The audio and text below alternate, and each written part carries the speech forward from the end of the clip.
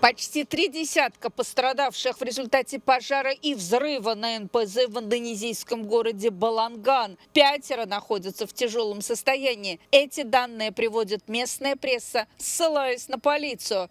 Свыше 700 человек эвакуированы и размещены в пунктах временного содержания.